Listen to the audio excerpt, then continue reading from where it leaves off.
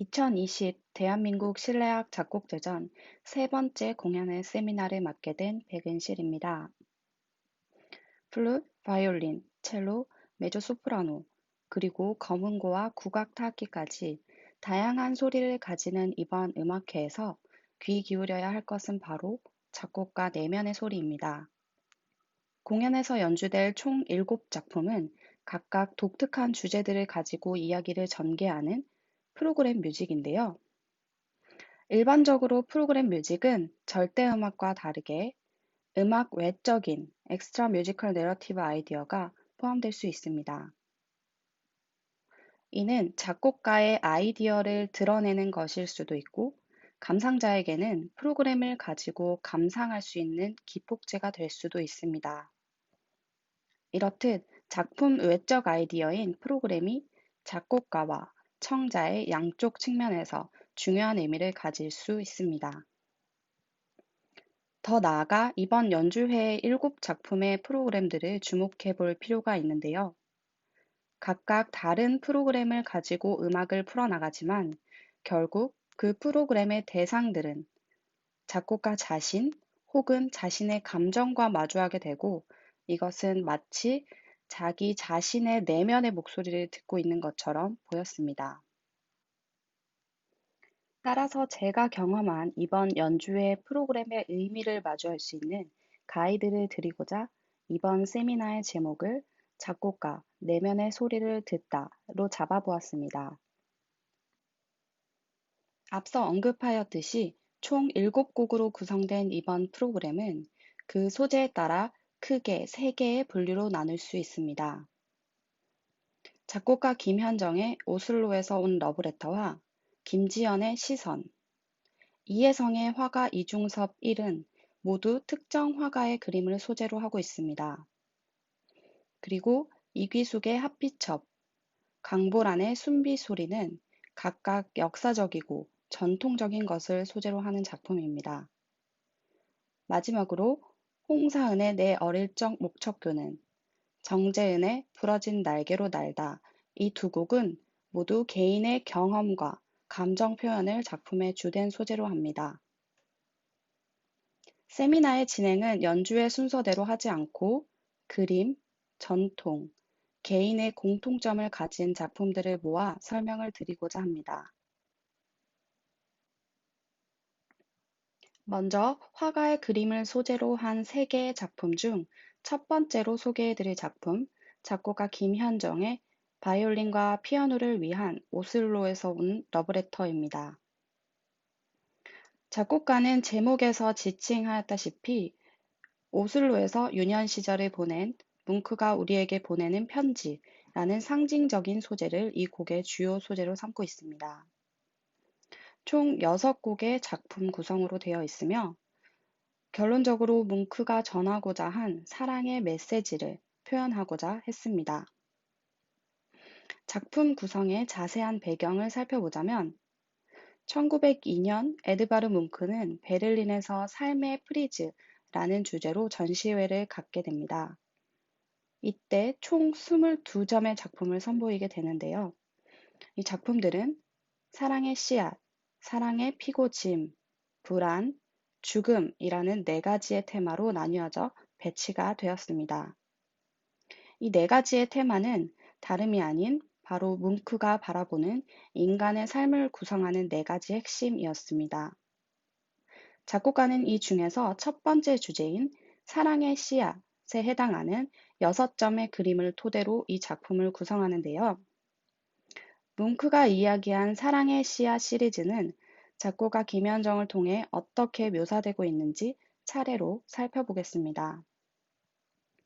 각 곡에서는 개별적으로는 다른 주제를 가지는 독립적인 섹션을 구성하지만, 때로는 서로 다른 곡의 소재를 등장시킴으로써 연결고리를 만들어줍니다. 첫 번째 섹션은 Dancing in the Shore로 두 여인이 바닷가에서 즐겁게 춤을 추는 모습이 곡에 표현되고 있습니다. 이 곡의 세부 형식은 반복되는 A와 A' 섹션 사이에 브릿지가 있는 두 부분의 형식인데요. 섹션을 구성하는 스몰 a와 b를 통해 이 곡 전체에 걸쳐 두 여인이 바닷가에서 춤추는 모습을 묘사하고 있습니다. 먼저 피아노 파트에서의 반복적인 트릴 음형의 반주부와 마디당 첫 박과 셋째 박의 이 트릴과는 구별되는 선율이 악센트를 가지고 나타나는데요. 이 음으로 인해 두 박 플러스 세 박의 리듬감을 주고 있습니다.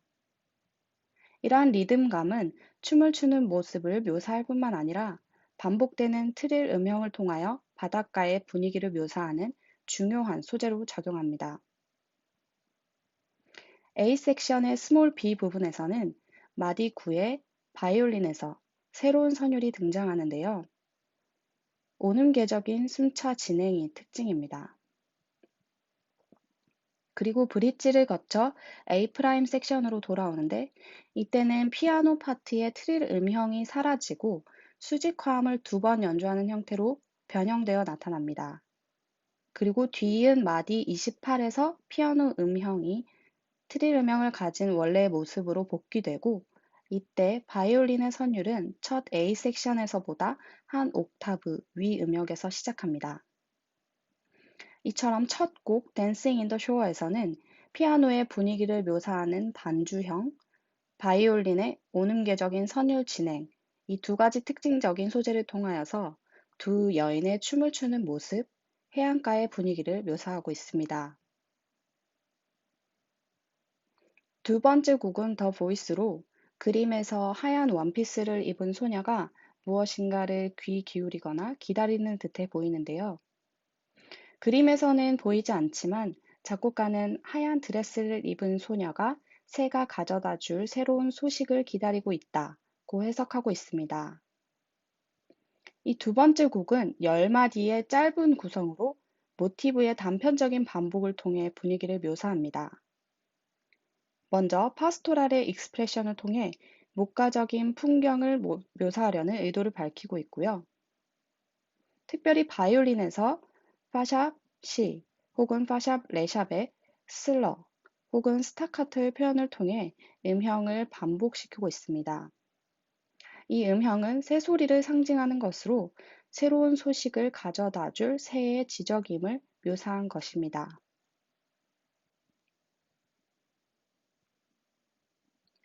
세 번째 그림 레드 앤 화이트에서는 서로 다른 곳을 응시하는 적과 백 드레스의 두 여자들이 차가운 색채에 놓여 등장합니다.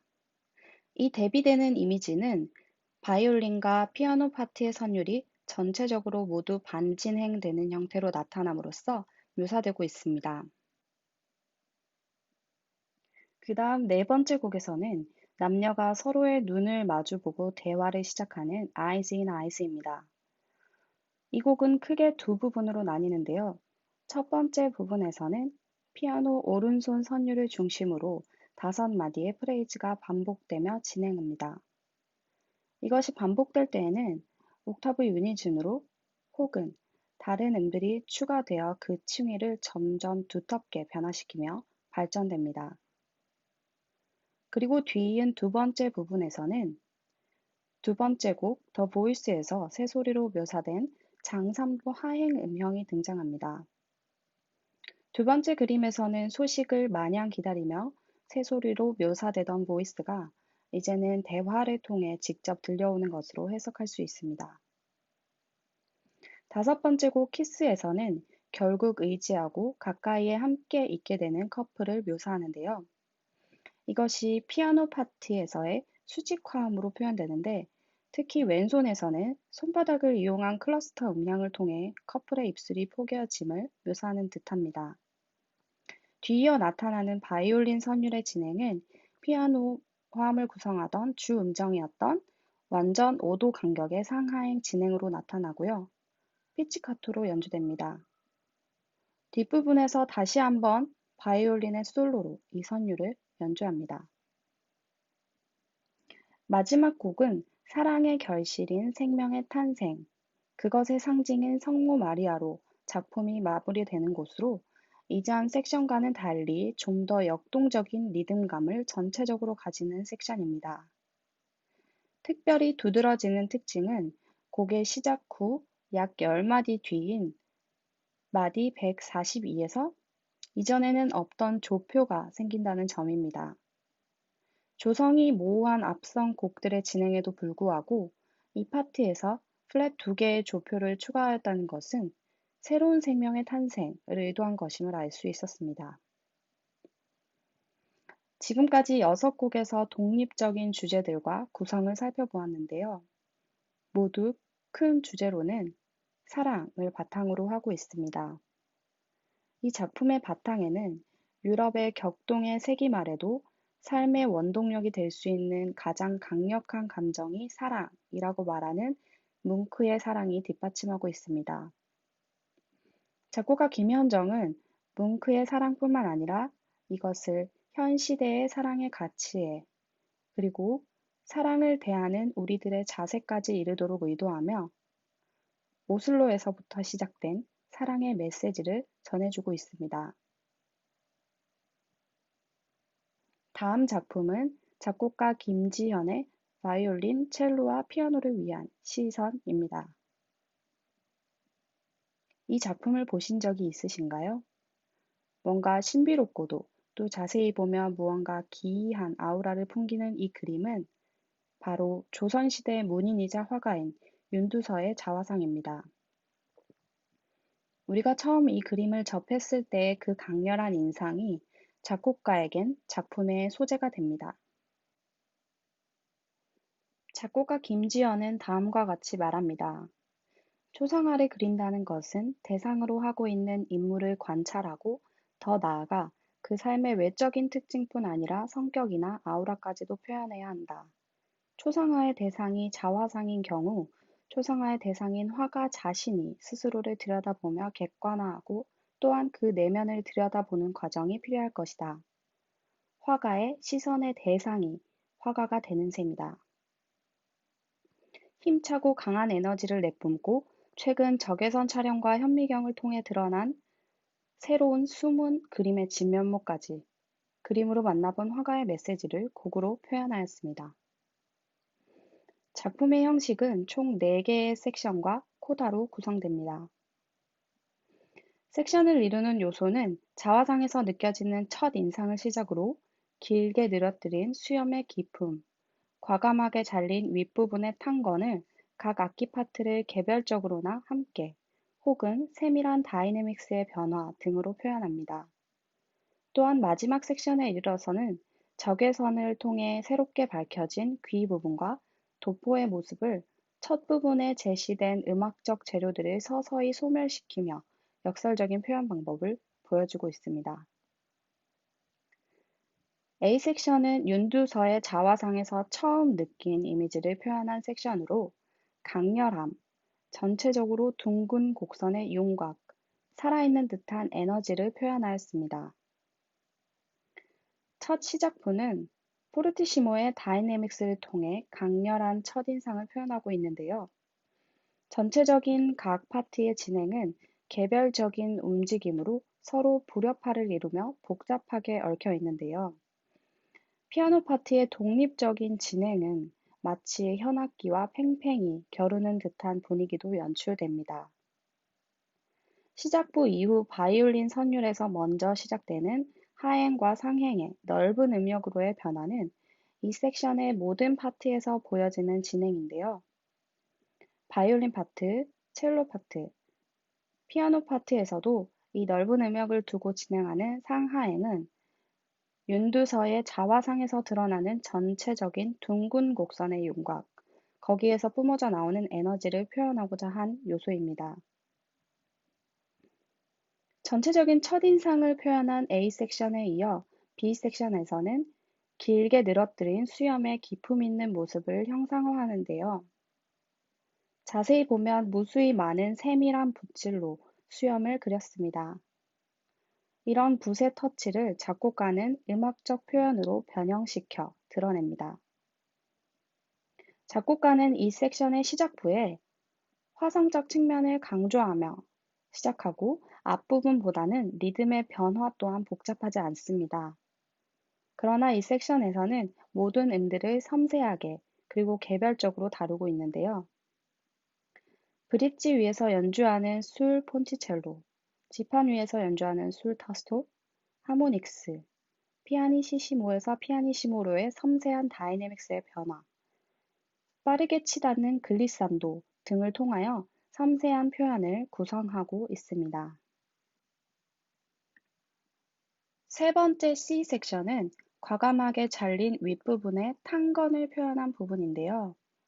작곡가는 자화상이 얼굴에 집중되었으면서도 머리의 정수리 부분은 담지 않고 잘라서 표현한 것이 인상적이라고 하였습니다. 또한 이것이 인물의 얼굴과 그 표정에 더욱 집중할 수 있게 만들어주는 요소로 작용하여 전체적으로는 그림의 비율을 특별하게 완성시켜줍니다. 당시 당쟁의 소용돌이 속에서 관직에는 나가지 않고 평생 글과 그림에만 집중했던 화가의 사회적 모습도 단편적으로 함의하여 보여주는 듯합니다. 이전 섹션이 세밀한 프래그먼트의 연속이었다면 C 섹션은 각 악기가 한 곳에 시선을 두고 한 방향으로 나아가는 진행을 보여줍니다. 이것은 피아노의 글리산도와 클러스터가 중첩되다가 짧은 타격음이 나타난 뒤 모든 성부가 쉼표에 의해 과감하게 중단하게 되는데요. 이것은 작곡가가 의도적으로 악기가 쉬는 부분을 배치한 것으로 그림에서 과감히 잘린 탄건의 모습에서 긴장감과 과감함을 느껴 배치한 것입니다. 마지막 D 섹션은 2006년 적외선 촬영으로 밝혀진 귀 부분과 도포의 부분에서 영감을 받은 것인데요. 그전에는 귀와 의복이 없는 엽기적인 그림으로 평가되곤 했는데 2006년 적외선 촬영과 현미경의 도움으로 귀와 도포만 다른 재료로 그려졌다는 미세한 흔적을 찾을 수 있었고 이후 온전한 그림으로 인정받게 됩니다. 앞부분의 여러 요소들이 다시 변형되어 등장하는 이 섹션에서는 세월의 흔적에 따라 그림에서 사라져갔던 귀, 도포와 같이 화음 내에서 음이 늘어나고 사라지는 것으로 작품에 표현됩니다. 곡의 끝부분으로 갈수록 그 사라짐은 더욱 반복되며 사라지듯 작품을 마칩니다.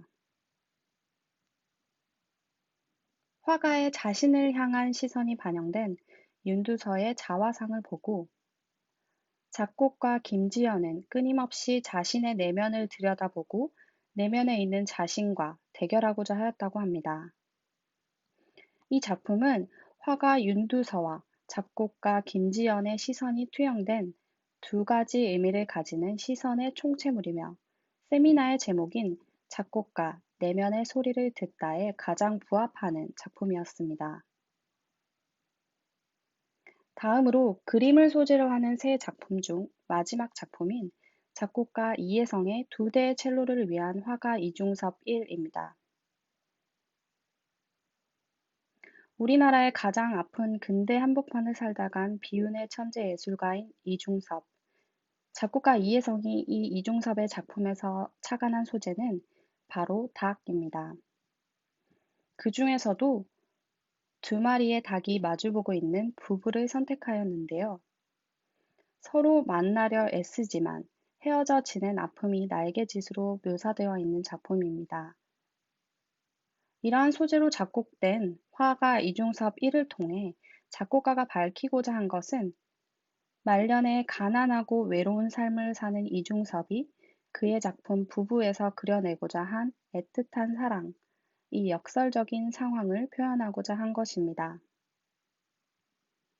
이중섭의 부부는 닭 두 마리가 서로 위아래로 마주보며 날개를 펼치고 있습니다. 그러나 오히려 그 날개의 역동성은 완전히 포개어지지는 않고 맴돌기만 하는 느낌입니다.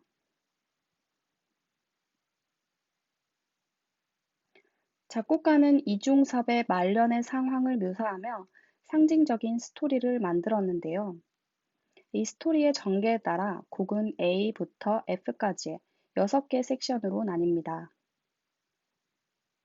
각 섹션의 제목은 꿈을 꾸듯이, 상여소리, 못 가는 꿈길, 겨울바람, 승천, 꿈속에서입니다.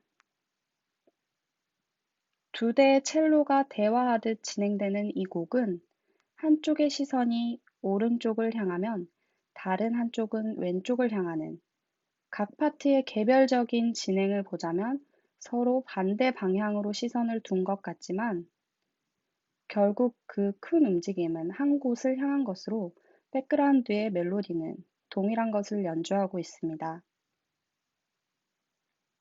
예컨대 곡의 맨 처음 시작부에서는 퍼스트 첼로가 아르페지오 음형을 연주할 때 세컨 첼로에서는 다른 음형의 두 음만을 연주합니다.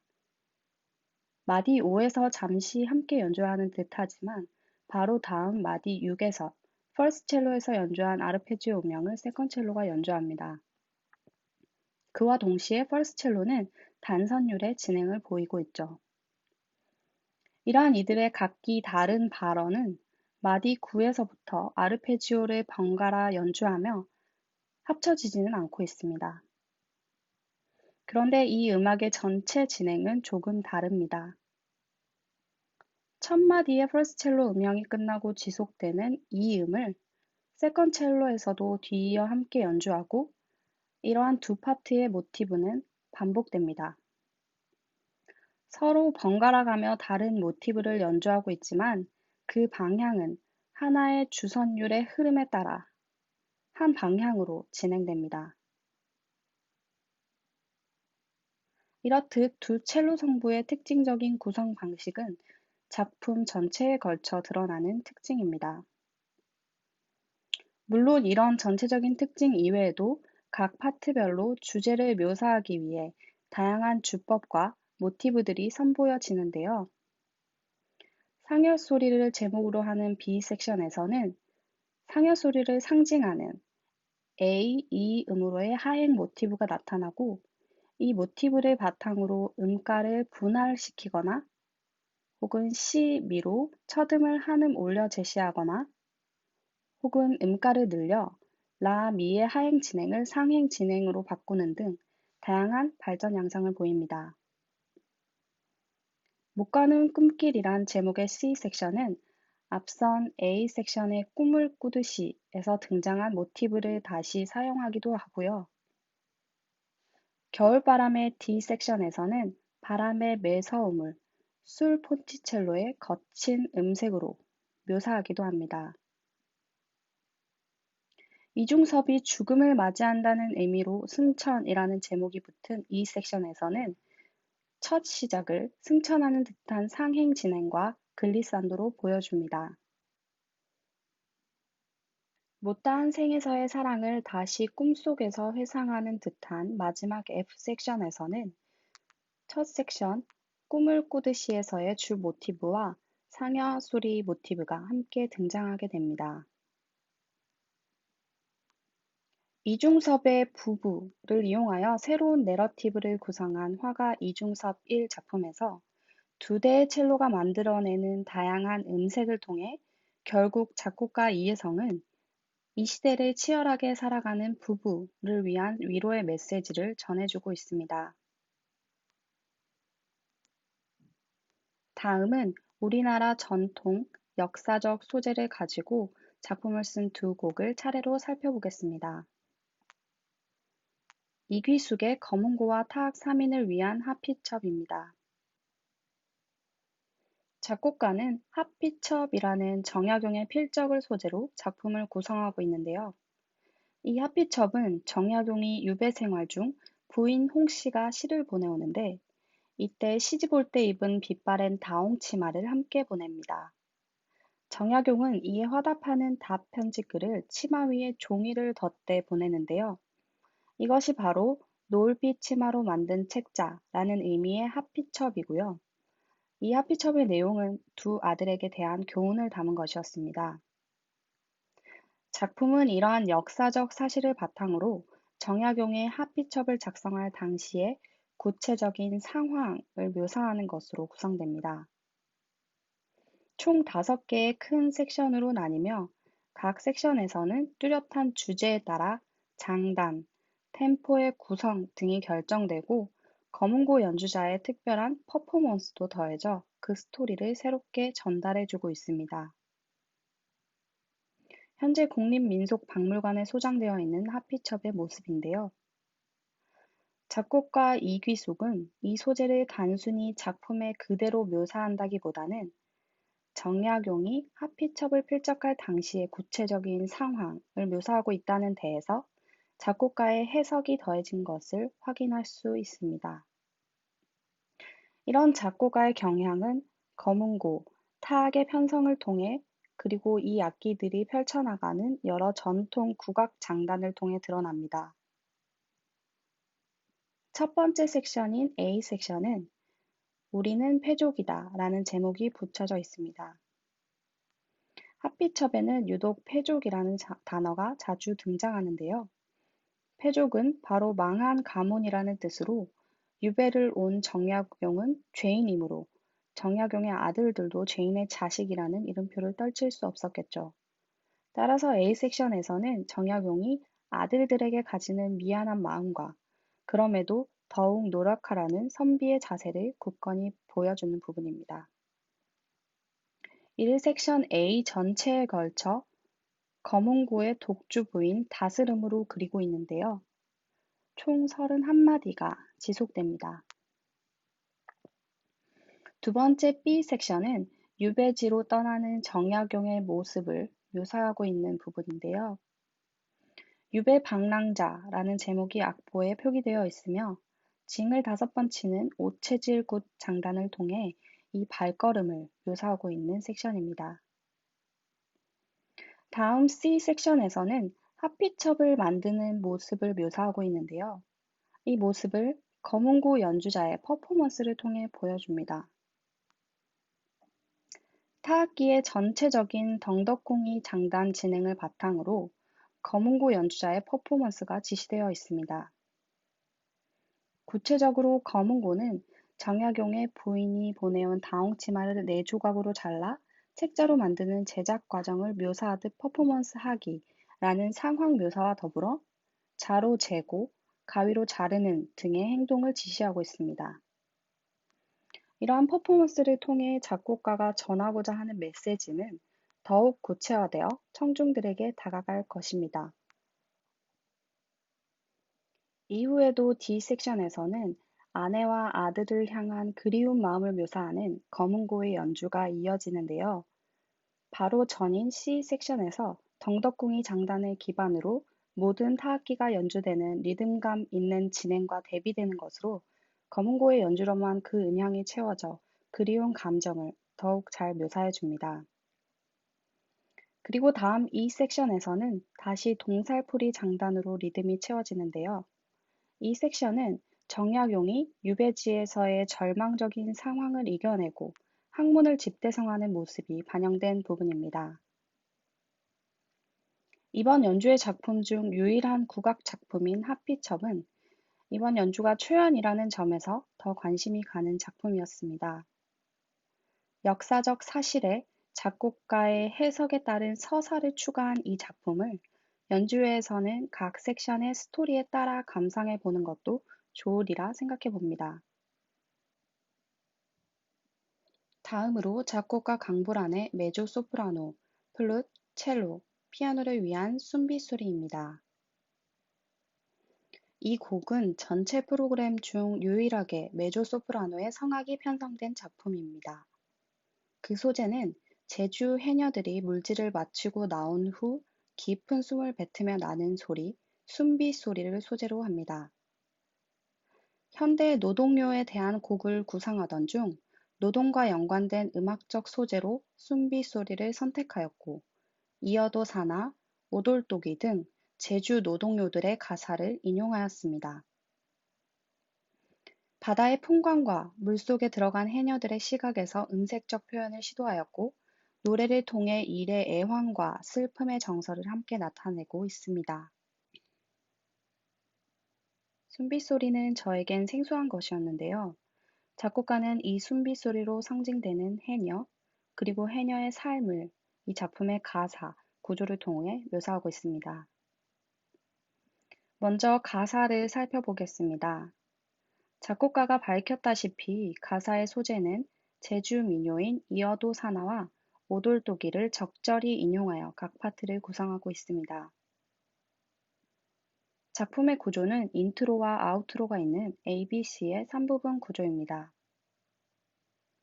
대략적인 구조의 진행은 인트로에서 숨빗소리를 묘사하는 것에서부터 A 섹션의 일하는 일상에 대한 묘사, B 섹션의 일의 고됨에 대한 첫 번째 애환의 정서, C 섹션에서는 일상을 보내면서 돌아가신 부모에 대한 두 번째 애환의 정서, 특정인의 죽음을 지칭하진 않았지만 일상에서 맞이한 죽음으로 해녀 자신의 죽음을 표시하는 듯한 세 번째 애환의 정서, 아우트로에서는 상여 소리로 죽음을 받아들이지만 그럼에도 멈추지 않는 바다에서의 숨빗소리를 묘사해주고 있습니다. 가사의 각 연은 첫 연에서부터 인트로, 오돌토기는 A 섹션, 다음 연은 B 섹션, 마지막 이어도 사나 가사로 된 두 개의 연은 C 섹션 전체에서 가사로 사용되며 메조소프라노의 음성으로 들리게 됩니다. 또 이 작품에서는 특별히 지정하신 노테이션이 있는데요. 이 노테이션은 각 파트별로 숨빗소리, 바다소리, 장단 표현 등을 효과적으로 들려주기 위해 다수의 기법을 사용하신 것입니다. 그럼 작품의 세부 사항을 살펴보도록 하겠습니다. 인트로는 숨빗소리를 묘사하는 부분으로 메조소프라노의 라의 완전 4도 상행 음정의 휘슬로 시작합니다. 이 상행 음형은 숨빗소리를 묘사하는 모티브로서 주제 자체를 나타내주는 중요한 모티브입니다. 이러한 숨빗소리를 시작으로 인트로는 바다의 바람과 물속에서의 먹먹한 소리를 추상화시킨 음향으로 채워져 진행됩니다. 그리고 인트로가 마무리되는 마디 18에서 피아노 파트의 검은 건반으로만 이루어진 펜타토닉 스케일 하행 순차 진행이 등장하는데요. 사실 피아노 파트에서는 처음부터 계속 이 다섯 음의 일부가 상행하는 형태로 등장해 왔습니다. 전 마디인 마디 17에서는 온전한 5개의 음이 상행 진행으로 등장하고요. 마디 18에 이르러 온전한 5개의 음의 하행 진행을 통해 마무리 지어집니다. 또한 이 펜타토닉 스케일은 민속 음악에 많이 사용되는 음계로서 이 작품에서 사용되는 민요 가사, 민속적인 소재 등의 특징을 보여준다고도 볼 수 있습니다. 뒤이어 메조소프라노에서 반주 없이 솔로로 이어도 사나 선율을 2번 반복하며 곡의 본론인 A 파트로 진입하게 됩니다. 전체적으로 노동을 묘사하는 다음 A 섹션은 생기 있는 모습을 우리나라 장단 리듬에 기초하여 전체적인 박자를 구성하고 있습니다. 전 악기 파트가 어우러져 소리내는 박자를 통해 그 리듬감을 느낄 수 있습니다. 또한 이런 진행 가운데 플루 파트에서는 라, 레샵의 변형된 숨빗소리 모티브가 들려옵니다. 실제 연주에서는 이 모티브가 두드러지지 않지만 그래도 이 소리는 역동적인 리듬과 선율의 진행 가운데 잊혀지지 않고 중간중간 등장합니다. 두 번째 B 섹션에서는 규칙적인 리듬을 통해 묘사된 노동 이후 노동이 반복되었을 때 오는 피로감, 그러나 쉴 수 없는 현실을 애환의 정서로서 표현하고 있습니다.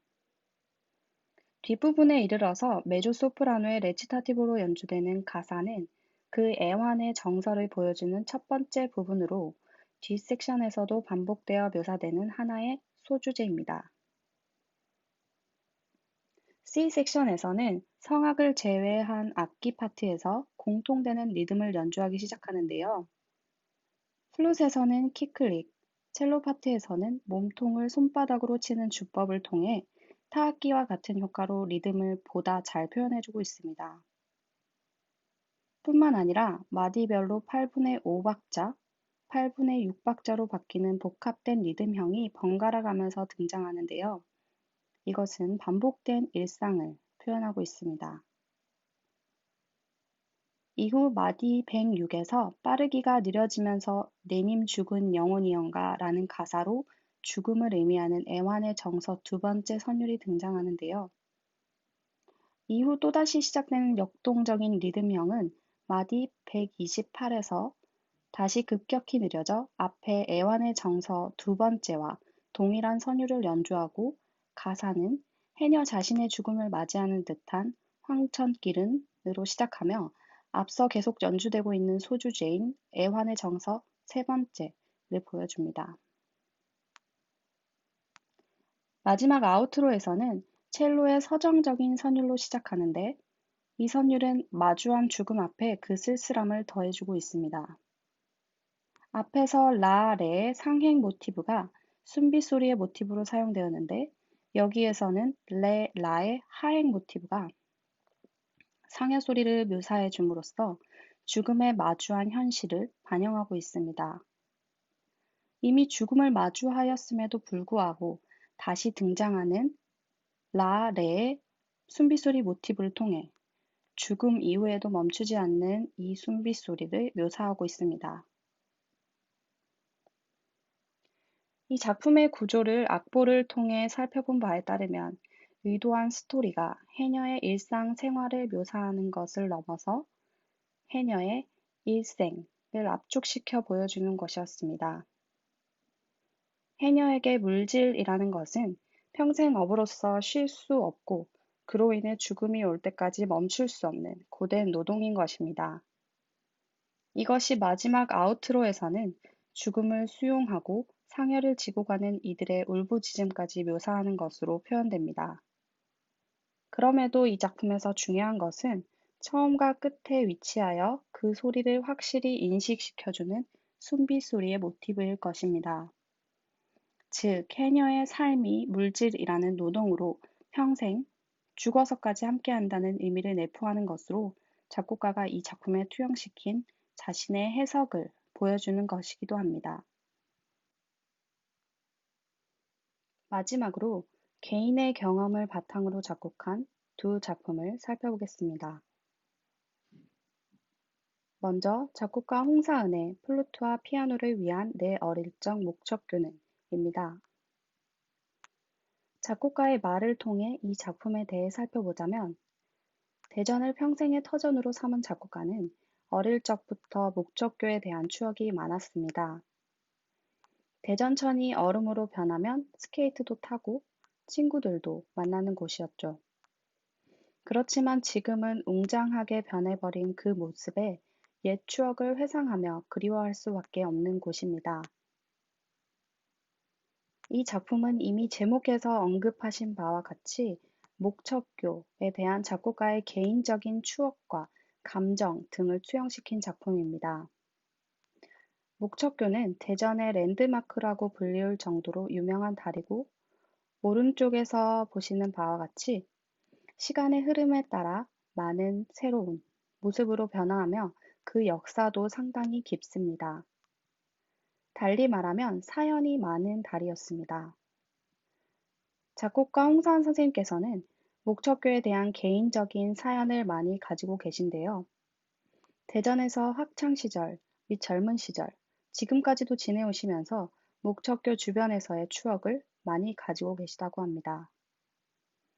그래서 목척교를 중심으로 일어났던 추억의 단편들 혹은 그것에 따라오는 감정을 표현하고자 이 곡을 작곡하셨고, 즉 작곡가에게 목척교란 만남의 장, 목척교에 가면 항상 친구를 만났던 곳, 그리고 목척교를 통해 어린 시절 추억을 회상할 수 있는 마음의 고향이라고 할 수 있습니다. 곡의 구조는 인트로를 포함한 A, B, A'의 세 부분으로 되어 있습니다.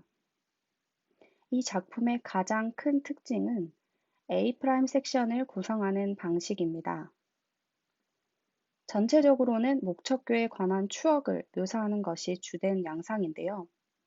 이러한 감정의 표현 가운데 돌아오는 A' 섹션에서는 맨 처음 A 섹션의 주제를 그대로 재현하는 것이 아니라 인트로와 A의 여러 소재들을 단편적으로 혼합시킴으로써 재현 섹션을 독특하게 구성합니다. 먼저 인트로와 A 섹션에서는 어떤 특징적인 모티브들이 등장하는지 살펴보도록 하겠습니다. 인트로입니다. 인트로는 두 마디로 구성되는데요. 피아노의 양손 화음이 병행 진행되며 상당히 긴 길이로 한 마디를 구성하고 있습니다. 다음 마디에서는 장 2도 위에서 반복되어 진행됩니다. 인트로를 자세히 보시면 음정과 리듬 구성에 있어 특징적인 것을 찾아볼 수 있습니다. 첫째로 화음이 쌓여진 음정 구성인데요. 피아노 왼손, 오른손이 하나의 협화음을 이룬다기보다는 왼손의 음정은 완전 5도의 간격, 오른손은 증4도, 완전 4도로 쌓인 세 개의 음이 동시에 특징적인 음향을 내며 이것이 또 장 2도 간격으로 하행, 상행의 진행을 반복하고 있습니다. 리듬에 있어서도 특징적인 것을 발견할 수 있는데요. 먼저 8분음표 하나인 반박을 기준으로 1이라는 숫자를 대입해 음가를 찾아보면 1, 2, 3 이것이 반복하는 1, 2, 3, 1, 2, 1, 1, 1, 1, 3, 1, 1, 1과 같은 특별한 리듬 구조가 계획된 것을 알 수 있습니다. 이러한 음정과 리듬적 특징을 가지는 인트로는 작품의 모든 파트에서 단편적으로나 혹은 전체 한 마디, 두 마디가 등장함으로써 작품 전체에서 사용되는 중요한 소재가 됩니다. 또한 두 마디의 시작 인트로는 쌓여진 화음의 특징 때문인지 그 분위기가 상당히 신비하게 들려지는데요. 이 분위기는 작곡가가 실제로 설레임의 감정을 묘사한 것입니다. 다음 A 섹션을 시작하는 주제가 등장하는데요. 이 주제는 피아노 왼손 파트에서 시작하는데 증사도 하행 도양으로 시작하는 특징을 보이고 있습니다. 이후에도 반음계적 순차 진행, 감칠도를 연상시키는 단3도의 연속 아르페지오 진행, 증사도, 단위도 등의 선율 진행을 통해서 조성감을 보이는 음정들을 회피하며 선율을 진행시키고 있습니다. 두 마디로 반복되는 이 주제는 플루 파트에서는 주제의 첫 증사도 하행 음정을 연주하며 시작하게 되는데요. 이렇게 시작된 선율이 피아노 파트에서 제시된 모든 주제를 연주하진 않지만 피아노에서 등장한 선율을 연속적으로 뒤이어 연주하면서 주제를 더욱 명확하게 해주는 역할을 담당합니다. 특별히 이 주제는 작곡가의 목척교에 대한 추억 중 스케이트 타는 모습을 묘사한 것으로 겨울철 대전천이 열면 얼음 위에서 신나게 타던 작곡가의 경험이 토대가 되었습니다. 특별히 중간중간 8분 음표의 왼손 반주, 오른손, 블루 파트에서 첫 박을 쉰 셋있단 음표의 두 음이 번갈아 가면서 연주되는 부분이 등장하는데요. 이 화음의 수직적 음정 구성은 위에서부터 완전 4도, 증 4도, 완전 5도의 음정 구성을 보이고 있습니다. 이것은 바로 인트로를 구성하는 화음 구성과 동일함을 알 수 있는데요. 앞서 언급하였다시피 인트로의 요소들을 작품의 주요 섹션 내에서 특징적인 모티브로 사용하고 있음을 확인할 수 있는 지점입니다. 그리고 이 부분은 특별히 작곡가가 스케이트를 타는 역동적인 운동성을 강조한 리듬이라고 귀뜸해 주신 것이었습니다. 즉, 앞선 주제 선율에 이어 또다시 스케이트를 묘사하고 있습니다. 이 작품에서는 특히 A' 섹션의 구성이 독특한데요. 먼저 곡의 맨 처음 인트로에서 보았던 화음이 3번 연주됩니다. 그리고 뒤이어 A 섹션이 시작되는 주제의 첫 증사도 선율을 제외한 주제의 뒷부분이 연주되고요. 이후 다시 인트로의 중반부가 연주되며 뒤이어 주제 선율이 다시 등장합니다. 이렇게 인트로, 주제의 순서로 단편들이 번갈아 가며 반복되는데요. 이러한 반복이 지속되다가 방금 전 소개해드린 스케이트의 운동성을 강조한 특정한 리듬형이 한마디로 다시 등장하게 됩니다. 이렇게 작곡가는 A' 섹션의 부분을 주제를 단순히 재현하는 의미로 쓴 것이 아닌 인트로와 주제의 단편들을 번갈아 혼합시킴으로써 단순한 주제를 결코 단순하게 보이지 않으려는 시도를 보이셨습니다. 즉, 작곡가는 목척교를 주제로 한 작품에 자신의 개인적인 경험과 감정을 투영시켜 마치 자화상을 그리듯이 자신의 이야기를 여러 소재들로 표현해 나가고 있습니다. 다음은 작곡가 정재은의 바이올린, 첼로와 피아노를 위한 부러진 날개로 날다입니다. 작곡가의 말에서 볼 수 있듯 이 작품은 개인적인 심적 상황이 반영되어 있는 작품입니다. 누구든 인생에서 이렇게 후회되는 순간이나 힘든 시기를 겪을 텐데요. 그러한 감정을 작곡가 정재은은 부러진 날개로 날다 라는 제목으로 이 작품에서 표현하고 계십니다. 작품을 받아들고 저에게는 선생님께서 의도하신 바를 작품의 형식을 파헤치고 분석해 나가는 방향으로 하는 것이 과연 적절한가 하는 물음이 생겼습니다. 따라서 이 작품은 감정, 힘든 심적 상황을 어떻게 표현하였는가에 집중하여 이야기를 풀어나가야겠다는 생각이 들었습니다. 슬프거나 혹은 조심스럽게, 긴장을 가지고, 공격적인 등과 같은 다소 어두운 이 단어들은 모두 작품을 연주하는 가이드로 작곡가 선생님께서 악보에 표기하신 나타낸 말입니다. 이 작품은 특정 형식을 가진다기보다는 나타낸 말이 모두 감정과 관련된 것으로 이 나타낸 말의 변화에 따라서 그 소재와 구성면에서 차이가 드러나고 있었습니다. 작곡가는 이 익스프레션이 연주자에게 가이드의 역할을 가진다고 했는데요. 저에게도 물론이거니와 혹은 이 곡을 접하게 될 청중들에게도 가이드가 될 것이라 생각되어 익스프레션의 변화에 따라 설명을 하기로 결정하였습니다. 첫 번째 부분은 스니클리로 살금살금 조심스럽게 다가가는 감정선의 묘사로 시작됩니다. 첫 마디에서 모든 파트가 연주되고 피아노 파트의 아르페지오가 6윗단음표로 동형 진행됩니다. 다음 마디에서 다시 반복되고요.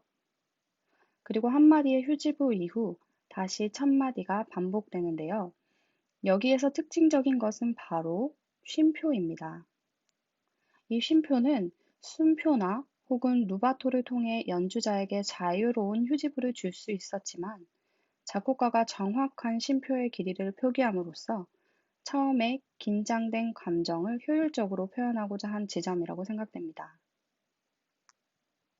다음은 with tension으로 첫 부분에 이어 여전히 긴장감을 보여주는 파트입니다. 맨 첫 부분의 모티브가 다시 피아노와 첼로 파트에서 재등장하는데요.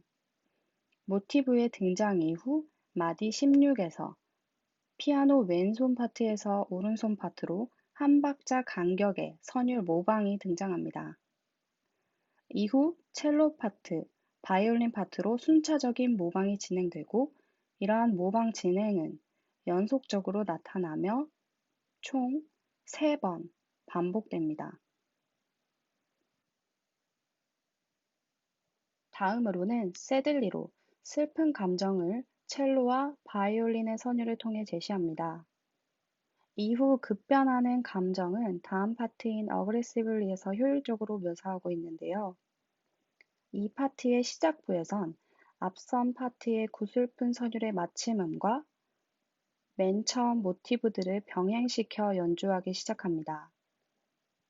그리고 마디 76의 피아노에서 시작하는 6윗단 음표의 아르페지오는 현악 파트에서 뒤이어 등장하는 형태를 보입니다. 이 두 파트의 간격은 점점 좁아지면서 음향의 밀도 또한 높아지기 시작합니다.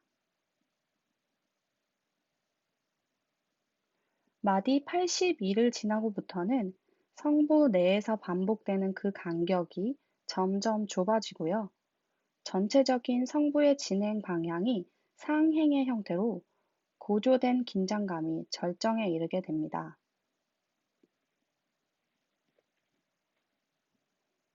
이후 With Discouragement 파트에 들어서서 피아노와 첼로가 동시에 화음을 지속시킴으로써 분위기는 갑작스러운 변화를 맞게 됩니다.